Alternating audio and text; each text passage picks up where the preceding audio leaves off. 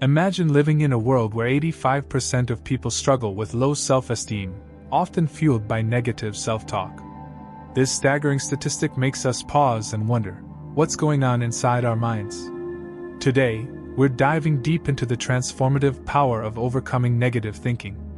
This isn't just about silencing that inner critic, it's about taking back control of our thoughts to lead more fulfilling lives.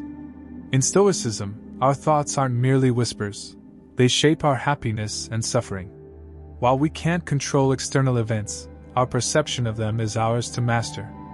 The Stoics, ancient philosophers and mental warriors, fought the tyranny of negative thinking with rationality and calm. Through their wisdom, we'll explore how these destructive thought patterns hold us back and discover powerful strategies to combat them. Stoic teachings show us that by mastering our thoughts, we can transform our minds and our lives, breaking free from negativity and stepping into a future defined by clarity, strength, and purpose. The prevalence of negative thinking, why it's more common than you think. Imagine walking into a room of 10 people. Statistically, 8 or 9 of them have wrestled with low self-esteem or negative self-talk at some point in their lives.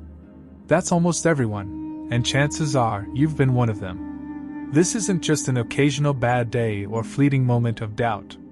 Negative thinking can silently creep into our daily lives, dictating how we feel, what we do, and how we see ourselves. It shapes our mornings, our choices, and even our relationships, like an invisible hand steering us away from our potential. But here's what's truly startling: these thoughts aren't always based on reality. They're often distortions, amplified fears, unresolved doubts, or echoes of criticisms we've internalized. And the worst part?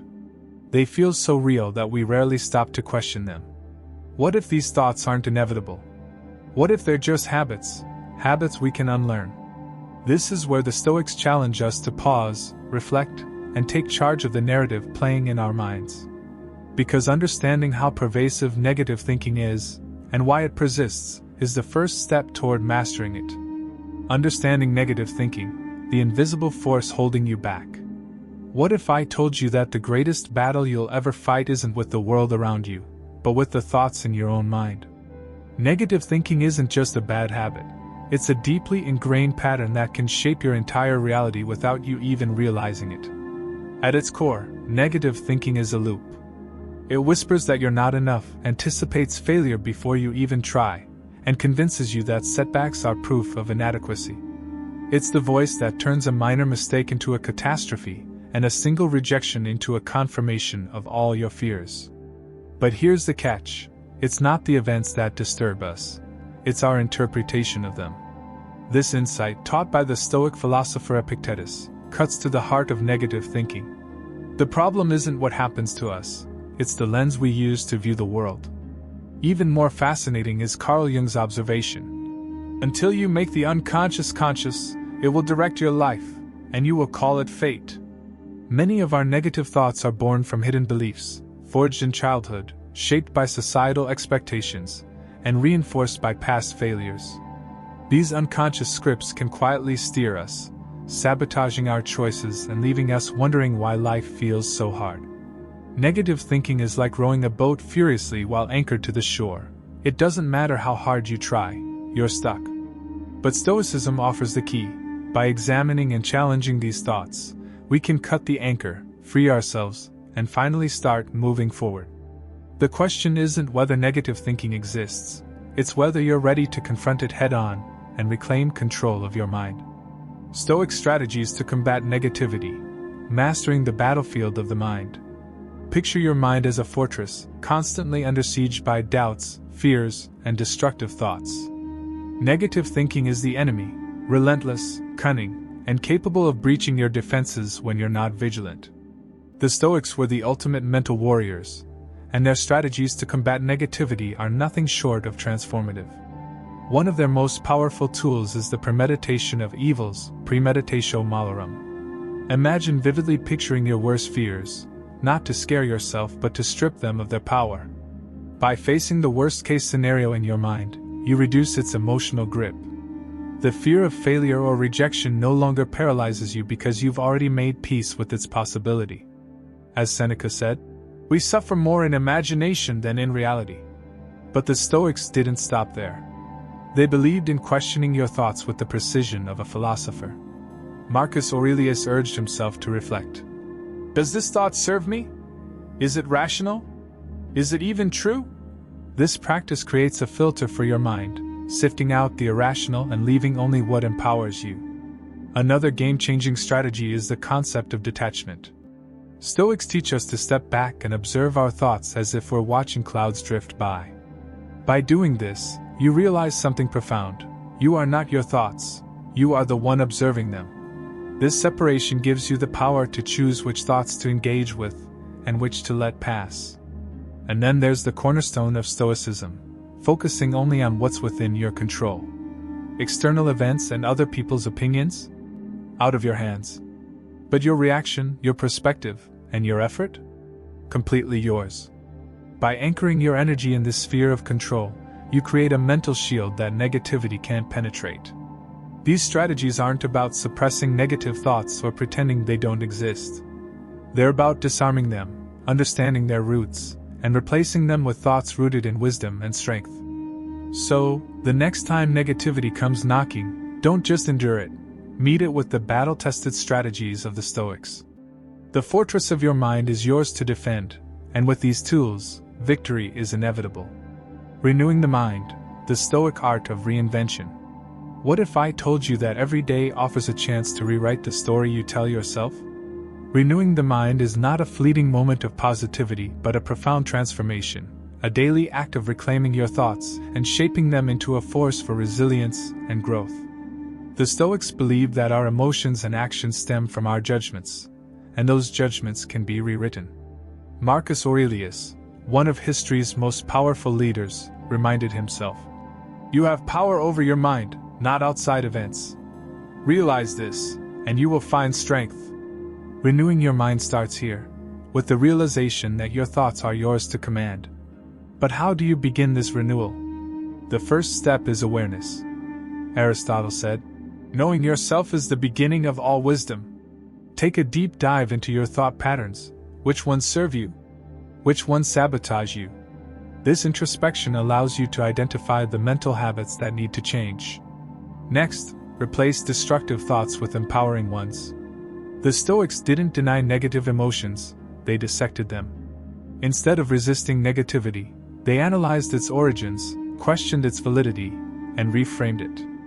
This prevents harmful thoughts from festering in the shadows of the unconscious, as Carl Jung warned. What you resist not only persists but will grow in size. To renew your mind, you also need inspiration, materials and practices that fuel your inner transformation. Read philosophical texts that challenge you, reflect on daily affirmations, and spend time in meditation or nature. Socrates called this living an examined life.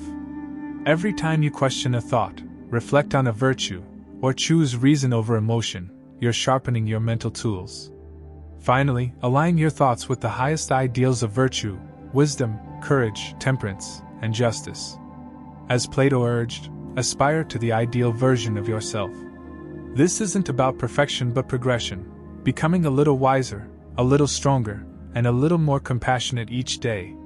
Renewing your mind isn't a one-time effort. It's a lifestyle, a journey of continuously refining the way you think and perceive the world. With each deliberate step, you unlock a version of yourself that is not bound by fear or doubt but driven by clarity and purpose. The power to renew your mind is the power to transform your life. Will you take it? The power of environment, your invisible architect of thought. What if I told you that the company you keep, the spaces you inhabit, and the media you consume are quietly shaping your destiny? The Stoics understood something profound. The environment isn't just a backdrop to your life. It's a sculptor, chiseling away at your character, one influence at a time. Seneca, a master of Stoic wisdom, put it simply, associate with people who are likely to improve you. This isn't just advice, it's a strategy for life. The people around us act like mirrors, reflecting their values, habits, and attitudes back at us.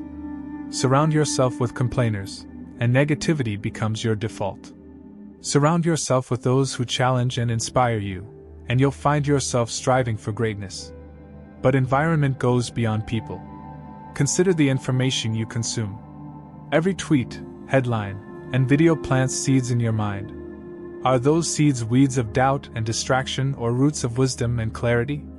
Marcus Aurelius often reminded himself to guard his mind as he would a fortress, allowing only what aligns with virtue and reason to enter. Physical spaces matter too. The Stoics valued simplicity and order, knowing that cluttered surroundings can lead to a cluttered mind. A tranquil, organized environment fosters focus and peace, giving you room to reflect, grow, and thrive. And then there's nature, the ultimate Stoic sanctuary. To the Stoics, the natural world was a source of perspective, reminding them of their place in the grand order of things. As Epictetus observed, "You are a part of the whole. Embrace it." Time spent in nature isn't just refreshing, it's grounding. It pulls you out of the chaos of daily life and reconnects you with something timeless and steady. Your environment whispers to you constantly. It shapes your thoughts, your habits, and ultimately, your life's trajectory. Choose it wisely, curate it intentionally, and watch as it becomes the foundation for your best self. You can't always control your circumstances, but you can control the environments you seek, and that makes all the difference. The goal: freedom through mastery of the mind. What's the ultimate aim of combating negativity, renewing the mind, and cultivating resilience? The Stoics had a word for it: eudaimonia, a state of flourishing, grounded in inner peace and unshakable strength. The goal isn't just to quiet the storms of negative thinking but to awaken a deeper truth: you are the architect of your reality. True freedom, the Stoics believed, isn't found in wealth, status, or even favorable circumstances. It's found in mastery of the self. Marcus Aurelius wrote, "You have power over your mind, not outside events. Realize this, and you will find strength." This strength is the key to liberation, a life where your happiness isn't dictated by external chaos but by your own clarity and virtue. But freedom isn't passive, it's an active pursuit. It requires courage to face your fears, wisdom to navigate life's challenges, and discipline to align your actions with your values. The goal is to live a life of integrity, where your thoughts, choices, and purpose move in harmony. And here's the beauty: this isn't about perfection. It's about progress. Each moment you challenge a negative thought, rise above a setback, or choose virtue over impulse is a step closer to this freedom. Every victory, no matter how small, rewires your mind and strengthens your ability to thrive. Ultimately, the goal is to build a life where you're no longer at the mercy of fleeting emotions or societal pressures. Instead, you're guided by reason, fueled by purpose, and anchored by an inner calm that no storm can shake. This isn't just a philosophical aspiration, it's a call to action. The goal is to reclaim your power, master your mind, and step into a life of true freedom. Will you accept the challenge? If you found today's discussion enlightening, I invite you to watch our next video, where we dive into the Stoic approach to overcoming adversity. It's right here on the screen. Just click and continue your journey with us. Together, we're not just building knowledge, we're creating a community rooted in wisdom and strength.